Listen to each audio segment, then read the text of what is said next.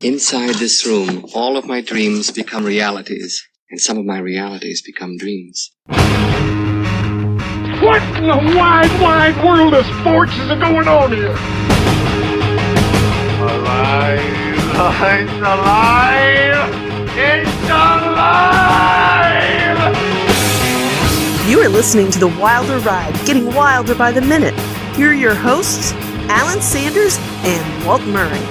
And welcome back, everyone, to the Wilder Ride, getting wilder by the minute, a podcast where we are breaking down and celebrating the films of Gene Wilder 1 minute at a time. And we're in the midst of season 1, dedicated to the reanimation of Young Frankenstein. I'm your host, Alan Sanders. And I'm your co-host, Walt Murray. And joining us once again from a land where the humongous just wants them to walk away, while Dr. Frankenstein only wants his creature to walk. Welcome back to our good friends, Rick and Julia from the Mad Max Minute. Hello. Guten Tag, gentlemen. Well, the first thing, and since I brought it into the intro, we are seeing the parallel, and we are so glad we have you guys with us today, because in The Road Warrior, the second iteration of the Mad Max movies, the main bad guy could be easily described as a 6'5", 670-inch wide gorilla, the humongous. If you had to pick in a fight between Frankenstein's monster here and the humongous, who's winning that one? Oh. Well, they both have size and they both have strength, but the humongous has flexibility. That's true. He is large. He is lithe. He will slip around behind and get that arm around your neck. And if you can't breathe, you can't groan. He does do the sleeper hold very well, even to his own people who are acting out of turn. And I hate to think of what would happen if the Lord Humongous got one of those giant pythons around a limb that was just sewn on with surgical wire. Ew. I know. His arm would just pop off. That's why I said I didn't want to think about it. You know, thinking about it, if the Lord Humongous put enough pressure on Frankenstein's monster, the skull cap might pop right off. Yeah, the brain just come right out on the floor. Bing, there goes Del Brooks' head. Or in this case, Abby. Abby. Well, if you are joining us right now in minute number 54, our minute 54 begins with Dr. Frankenstein still at the table with Inga and Igor saying, now look here, if it wasn't you and it wasn't you, and it does end with Frankenstein's monster looking around with a rather childlike stare. So let's get to it. We've got the continuation, Walt, of the joke from the table where the yummy sound is coming from somewhere, but Gene Wilder, Dr. Frankenstein is convinced it's got to be one of them. Why, who's not owning up to the yummy sound? Yeah, and he looks at both of them, and then he kind of looks at us. And yeah, how's that fourth wall holding up? Yeah, not great. There's not a lot holding up the fourth wall in this movie. It's actually, very, very loose. Well, and Igor kind of looks at the audience as well. Well, Igor looks both stage right and stage left at the same time. He's kind of looking at, I guess, the two ends of the house. He's looking at the wings. Yeah.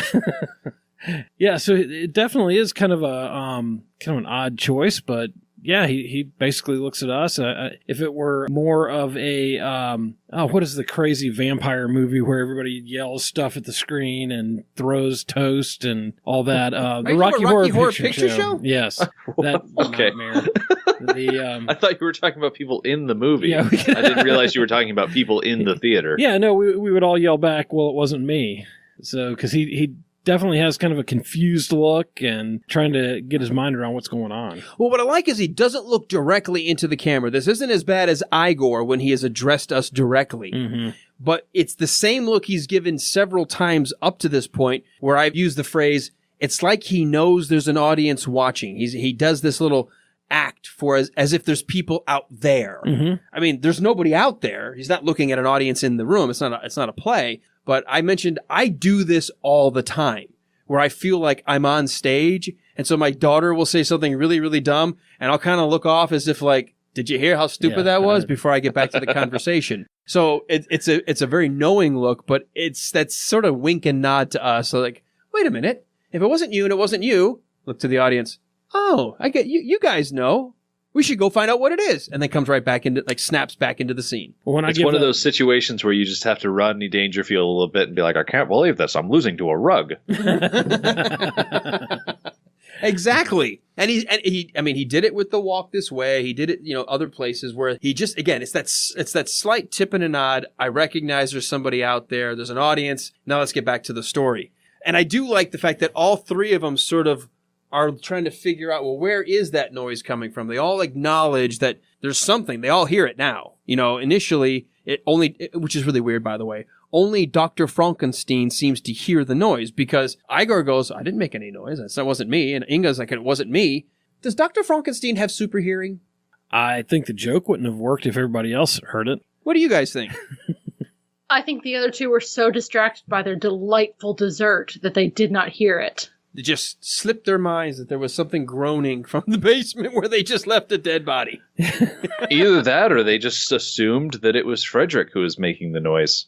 You know something we didn't even talk about? Walt, when we did the reanimation sequence, I mean, it was a stormy night. They were harnessing the lightning. It failed. And the very next scene, they're at dinner. How late are they eating dinner? Yeah, that's crazy.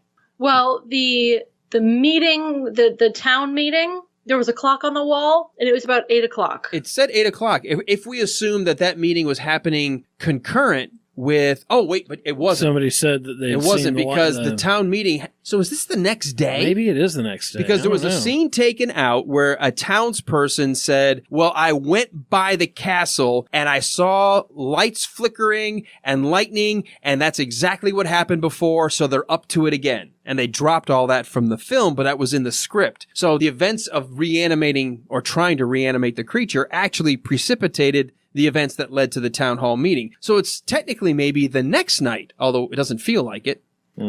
Yeah, I guess they don't really give us any explanation of what the timeline is here. And they're, well, with the exception of Igor, Frederick, and Inga have changed clothes. And they're dressed for dinner. So there has been some kind of time that's passed here. It just feels like the way the movie's constructed, it feels like it's that same night. Right. I've kind of always assumed the same thing. Which I'm okay with, that he's coming to life finally and a couple hours later. But I guess you have to sit on the electrical charge for a day or so before you come to life. Well, and I was thinking they probably don't want the dead body just sitting there in the basement for a day or two.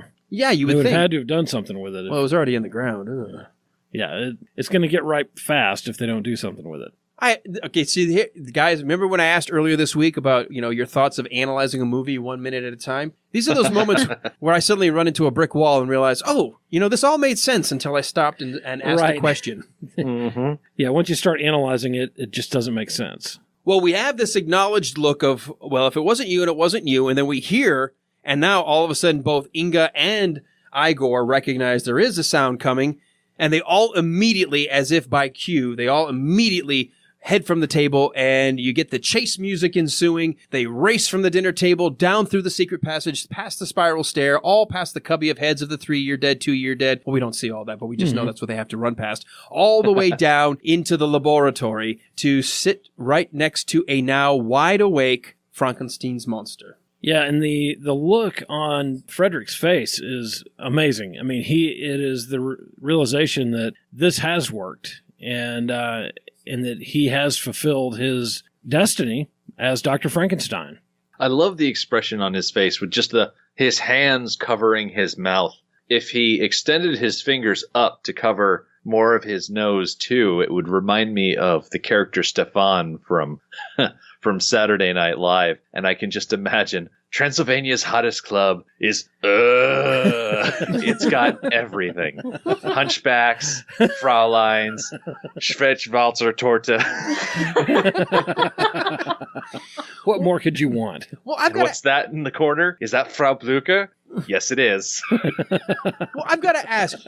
I've been amazed at things. I've been taken by surprise. I've been given an unexpected treat from my girls or my wife. I guess this is the universal symbol, but I don't think I've ever done the, oh my gosh, can I fit all the tips of my fingers into my mouth all at once? I don't think I've ever done this motion. Yeah, I don't think I've ever been that shocked. Rick has. Do you make that? Yeah, you do that. You do He's that. looking. You do that. You sound like Okay, Elizabeth I don't later. remember, so I'm going to need your help on this one. Well, I don't remember specifics, but when you're excited about something, you do that. You put your hands up to your face like a little boy. You're like, you're so excited. You do that. Well, I believe you. I just can't think of one. Well, okay. Was alcohol involved? No. Okay. I mean, sometimes. Sometimes my mannerisms change depending on how much I've been drinking. Well, yeah. But, like, I'll bet you, perfect example, when you got your Lego Destroyer thing in the mail. Oh, yes. My gigantic, what is that? I think that's the executor class. Yes. It's like 3 feet long. Yes. It was huge. You made that face. You did that. Yeah, I believe it. I believe it. So you imitated a chipmunk getting ready for winter. Yeah. He's one of us. Well, I just shh. I wasn't gonna. I was enjoying letting somebody else take the limelight for a change. Yes. You know, sometimes you just are in a situation where life is delightful and it's hard to contain that sometimes. So, Well, I think when anybody sees a 3-foot anything, they get that sense of amazement.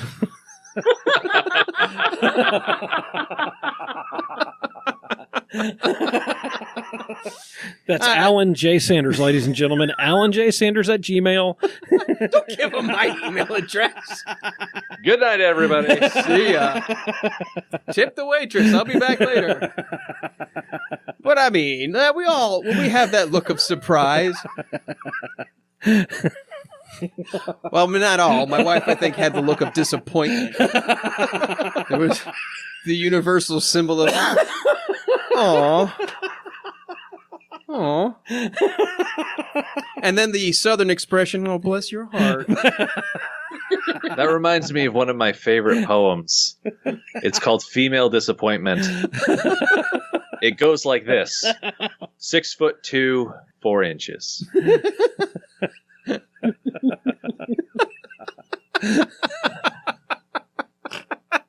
And that's the whole poem. No, I got it. I got it. And it's kind of a sad poem. Mine would be 5'8" and 4 inches.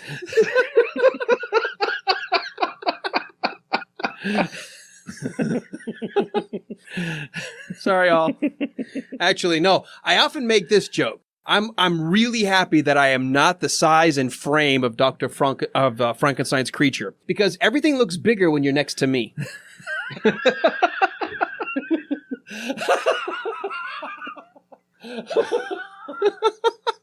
Sorry. Wow. Look at the size of that beer. It's huge. No, it's just a regular beer, but when he's got tiny hands. You're like a reverse Andre the Giant. Exactly. That's exactly it. Like a hobbit? Yeah, I'm like a hobbit. It comes in There you pints. go. There you go. Or a master. Yeah. You just need a blaster and you'd be set. I do. Oh my gosh. All right. So I'll have to decide if I'm keeping all that.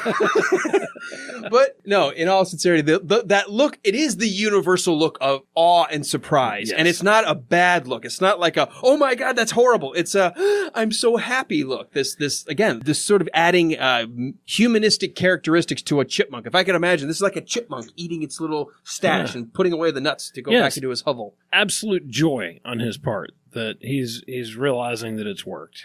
And then we get, Gene Wilder doing what I think only Gene Wilder gets away with. Well, I guess now Al Pacino does this in every one of his movies, where I guess I can yell every line and that's considered acting. But he yells this, and he manages to do this. He yells the first, "It's alive," and he's got power. Then he goes like, "Alive!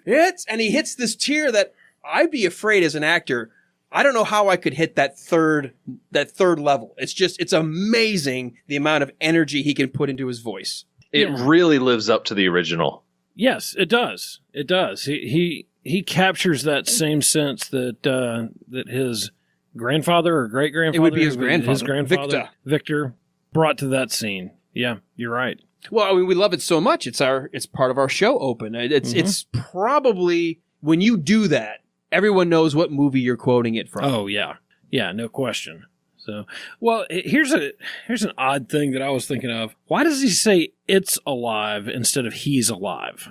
Perhaps he's going to give the monster an opportunity to self-identify its gender in some sort of progressive sexuality. Doesn't want to assign a gender thing. role all this early. Was that a thing in the 70s? I don't know. I'm not in 70s Transylvania? You have a German correspondent. You need an LGBTQ correspondent to really shed some light on this, because I'm taking a shot in the dark. Okay. And I'm probably just going to end up shooting myself in the own foot. Julia? Well, I kind of see it as the opposite. The doctor sees this thing as a thing, not a person. You know what? As a creation. He owns this thing. He is the creator of this thing. This thing doesn't have... Well, you know what he does say when he's upstairs, when he's trying to bring it to life? He's like, life, give my creation life. So he sees it not so much as a person, more of like a ham sandwich. Yeah, that's an object. With a prestigious brain. But I've got to say, if I made a ham sandwich and suddenly it started moving around on the counter, I would certainly shout, "It's alive." I wouldn't try and say, "Oh, he's alive" or "she's alive." I'd be like, "Oh my God, my sandwich has sprung to life." If I've got something like that happening, I'm thinking I'm in Poltergeist all of a sudden. Yeah. But in this case, isn't this also, we just talked about how much it mirrors the original 1931 when the doctor yells, "It's alive." I mean, he says at that point, isn't it? Doesn't he say "it's alive" in the original? Mm-hmm. So, I mean, this kind of parallels. I think it would be weird if they changed it to "he's," because I think they really are trying to bring that duality. His grandfather did it, and now he's doing it, and they're using the exact same words. Yeah, and it's almost like it's in his blood. it's like he can't. Interesting. It's like he can't run from like his DNA. He can't help himself. He inherited his gigantic ego from his grandfather. Yeah, and I think that's kind of what I was thinking too, is that it really does, again, show that he's not concerned about the creature for who the creature is, or seeing it at this point as a human being who he's bringing to life, but that he does see it as just as an experiment, as an object of science and an object of his creation versus being a person. Well, it's not just of science. It's like Julia says, it's of his making. It's his ego. Remember when we had the whole scene, it was very much like a church service, as if he had switched places and he became God and has bestowed life, that he is the giver of life now. Yeah, I agree. Boy, this is heavy. This is heavy. And then we have Peter Boyle. Oh, I adore Peter Boyle. This is great, because I can look at this two ways, because I get that this is mimicking a child as if seeing the world for the first time. But right on the heels of Gene Wilder yelling, "Alive! It's alive!" I almost get him going, "The hell are you yelling for?" He does. He I'm just right has a very here. simple, childlike face. It is. There's nothing menacing about this first shot of the creature with its eyes open. You almost feel like it is kind of a sweet-looking face with a, scar on one temple and some eyeshadow. And he's gigantic. Well, we get the sense that he's pretty big, but it does seem like a sweet-looking face. There's nothing terrifying about the face right now. No, certainly not. No, he is an innocent child at this point. Now, I'm going to bring up something here. Are you guys fans of, or have you ever seen Blade Runner? A couple of times. No. Not enough to memorize it or anything like that. So you've seen Blade Runner. I have, but it's been a while. All right, so the idea in Blade Runner of these replicants, these biologically created beings, which I think is ironic. We're talking, because it's very similar. They've genetically engineered human beings out of nothing. Like basically they grew these parts and assembled human beings to be slave labor, because the idea is, well, they're not real people. We grew them. We genetically engineered these human-like creatures, but they can't have a soul or anything. But what would happen is after 4 or 5 years of experiencing life for the very first time and put in these harsh conditions, they would rebel. They'd had no ability to handle their emotions, no ability to handle these things running through their bodies. So they built in this failsafe of where they die at the end of 4 years before they become difficult. But I thought this was interesting. The reason I'm bringing this up, they were created as adults, but they still had a very childlike mind to begin with. And the whole idea of the movie Blade Runner was, well, what if we gave them memories initially So they'd have a buffer so they won't nut up. They'd have all these experiences they could draw from, even if they were artificially planted, to say, oh, the reason I don't go kill somebody when I see fire is because I realize it's not that person's fault there's fire. Fire is something different. It gives them a buffer. But in this case, Frankenstein, the creature, he's being resurrected from nothing. He's got no buffer. Yeah. Well, except that he does have the brain of someone who's lived. Yeah, but it doesn't seem like they have any knowledge of that. I mean, I know the joke is it's an abnormal brain and it acts like this, but in all reality, I mean, he's still childlike right now. He doesn't have any knowledge of anything. Right, and I've always wondered if that was because it was an abnormal brain or an abnormal brain. I'm getting so lost in all this stuff. I've always wondered if it was because it was an abnormal brain or if it had actually been Hans' brain, if he would have been acted more the same intelligent. way. Yeah. Or been more intelligent. If it had been Hans's brain, he might have woken up and probably started screaming immediately because either he wouldn't understand what's going on, he would probably have some sort of response. I kind of see the abnormal brain as being very similar to one character from Beyond Thunderdome, Blaster. A very large, very simple character that doesn't really have a lot to him, but he has enough experience to be able to sit up, to walk around and things like that. I think that if this had been Hans's brain, the monster would have woken up in the same way. I think it would have taken him time for that brain to realize what's going on, to grasp at this new reality, and to start to come back to itself. Because the doctor doesn't seem too worried about the monster's current state, that he's only moaning instead of speaking real words and real sentences, that he has a hard time, he's nervous about getting up off the table. The doctor doesn't seem worried about these things. Although it's expected, this behavior. Although he does whisper over his shoulder as he's about to let him out, do you get the sedative ready? Yeah, so not even he, who is playing God, knows what the psychological reaction to being reanimated is going to be. Well, and this is a great conversation to have, because I agree with you, Julia. I think even if it had been Hans Delbruck's brain, it had been dead. And so it doesn't instantly become, I don't know, we have no way of knowing, but I'm going to go with you because I think the idea of being self-aware instantaneously and all of a sudden saying, oh, thank you so much for bringing me back, and now can I get back to working on my thesis? No, I don't think that's going to happen. I do think even if it was a rapid remembering of all those cells in the brain, all those neurons beginning to fire, I think this is exactly how it would happen either way. And I think that's why the doctor isn't like surprised that he's just groaning and having a hard time working and walking, but he is responding to command. So I think, or we'll get to that he will respond to command, but I just think, I think this is why it doesn't matter what brain is in his head. He's still learning for the very first time. So your thesis on this is mine, that the memories and experiences of the person who owned the brain are not embedded in the brain, but that when they die, those experiences and everything go away. Or if they are, it wouldn't awake instantaneously. It would take some time to rediscover. Because, I mean, think about it. When people have traumatic brain injury and they lose memories and things, and then all of a sudden flashes come back, it's almost like those areas of the brain slowly start to reawaken. Some never come back. Right. But I just get this feeling that you wouldn't have command of every bit of your memories and past the minute you're reanimated. It would take some time. And I think that's why it's okay that the doctor here is just trying to get him to let's get you to do some normal things to come back to life.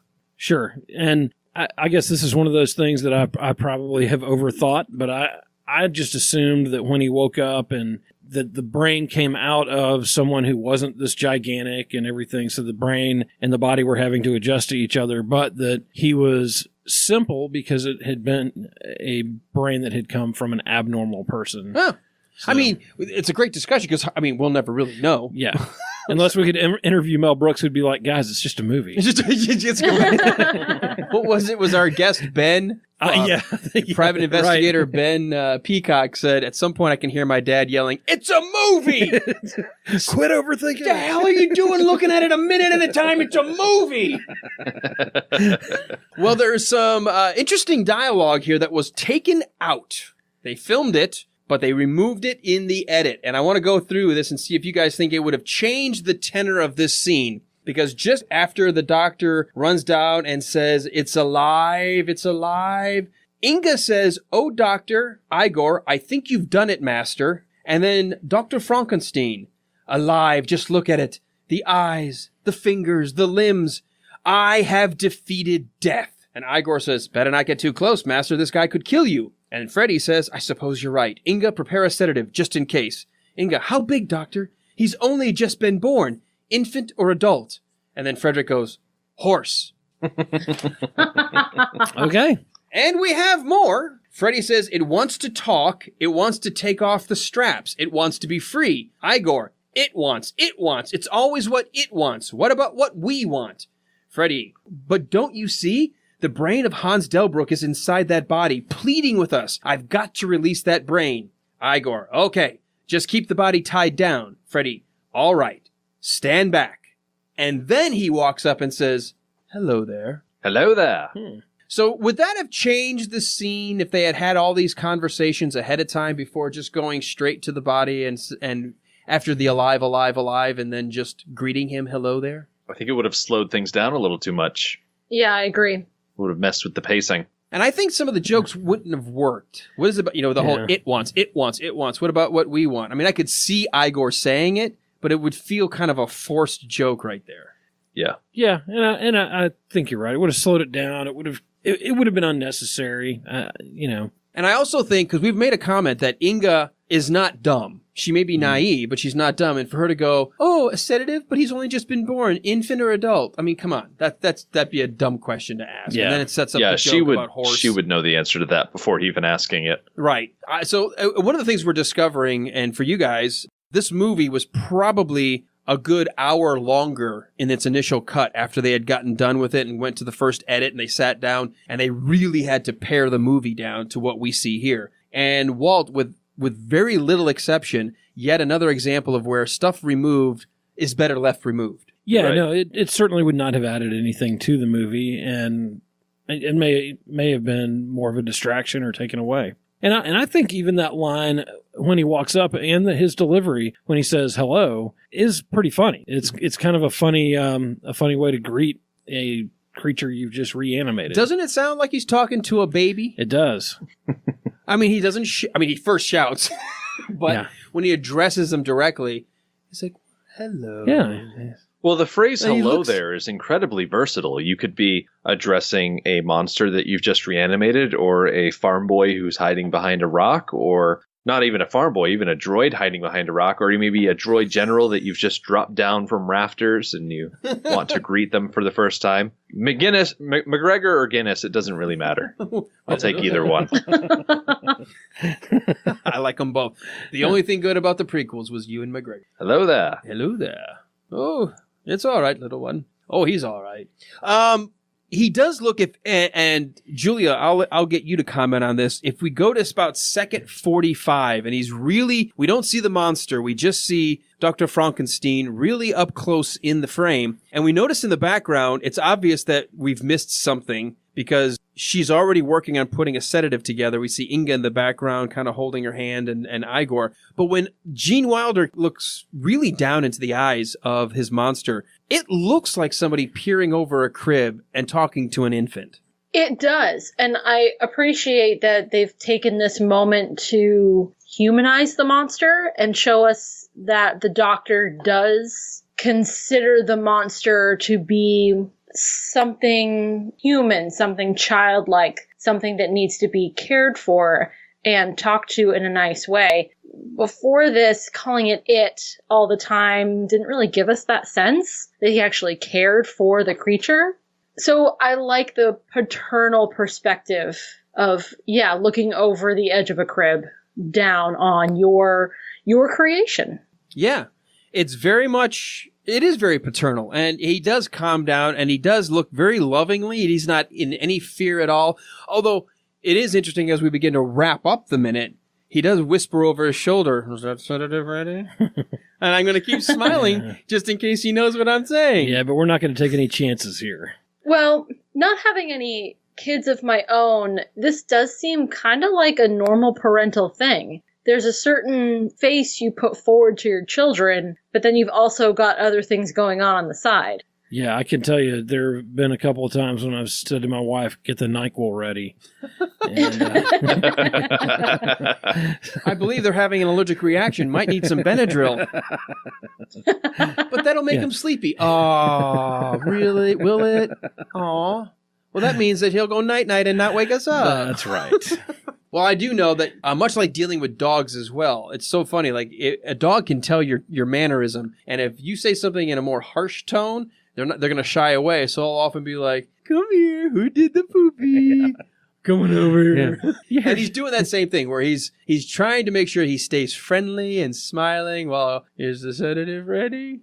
And that's where we end it. And we don't know because you see the creature's eyes are still kind of cautiously and nervously sort of just kind of scanning the room. His head hasn't moved at all, but his eyeballs have really tried to scope out the room. And unfortunately, we don't know yet if he's going to be able to do anything because he's still strapped down. Yep, and that abnormal brain is trying to figure out what the heck's going on here. So as we close out minute 54 here with Dr. Frankenstein saying he's about to release the bands, or certainly let the creature loose. Rick, Julia, do you got anything? Anything we need to talk about in this minute that we missed? Nope.